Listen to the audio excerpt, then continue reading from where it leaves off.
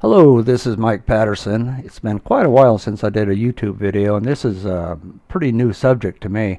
This is how to do a specific task in the GIMP photo editor. Now, what's GIMP? If you're here, you probably know, but GIMP is a very powerful photo editor like Adobe Photoshop, but it works in Linux primarily.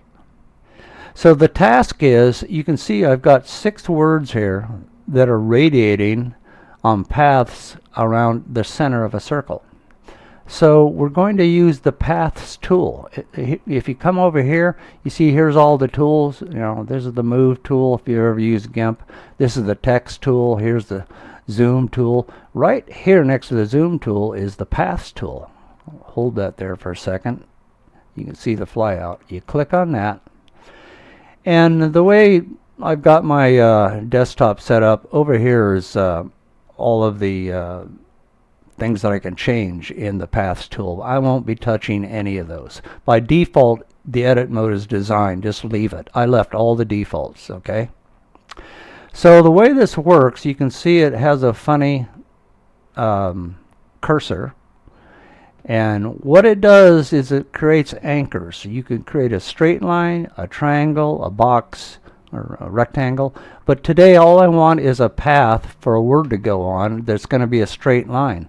So I've done 6 of these words, and the way I did it is I came down here with the path tool, clicked on the center, and you can see that change. There's a little anchor there now.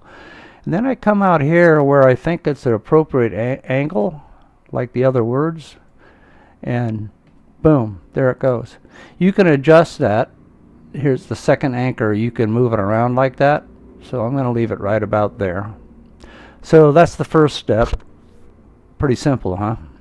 Now go back to the toolbox and click on the text tool. Right there, that big A. And come up here anywhere and put your the word in that you want. In this case, it's going to be generous. I was going to say glamorous. Not generous, glamorous. And then just press escape to get out of that interface. We're not going to use that word. In fact, I can come down here as it is, and I can change the visibility and take it away.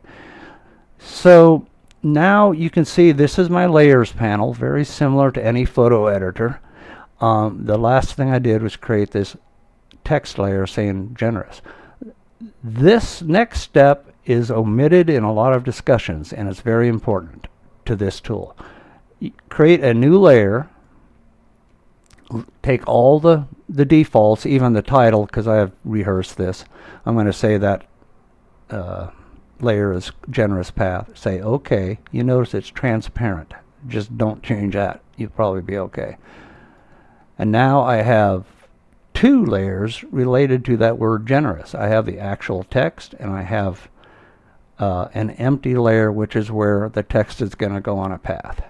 So now, again, these steps I found out the hard way. Go back to the original text layer. Okay, it's highlighted. Right click, and in the flyout you'll find this action here, text along a path. Okay, click on that, and now you can see it has taken our word generous and put it on that line we created, that path. But it's just an outline right now. It's just like a placeholder. We need to either outline it or fill it with color. So to do that, again, this took me a while to figure out what I was doing wrong. Click to the empty layer above it. And then go up here to where these tabs are. We're on the layer tab right now. Go over to the paths tab, and you can see all the paths that I have created.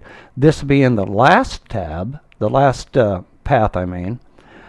Right click that, and on the flyout go to fill path. You can see you could do a stroke which would outline the lettering. I don't care about the outline. I'm just going to go to fill path, and you get this dialog box, a solid color.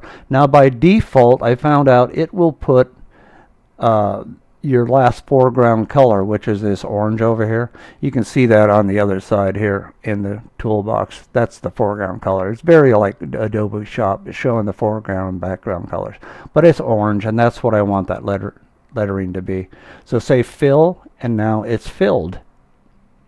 We still have that outline, okay, and we still have this text hovering over here we're not going to use. So on that path, click the eyeball. See, there's a visibility eyeball here. They don't show you that visibility eyeball is here. You have to find that out. There's a lot of stuff in GIMP that is not intuitive like that. So I don't want to lock it, but when I click it, it's there. Now when I unclick it, that outline went all the way, but you see the words there and it's filled. Okay, so I want to move that. I don't like, I want it to be further out on that angular path. So up here, you see is the move tool in GIMP. So click on that.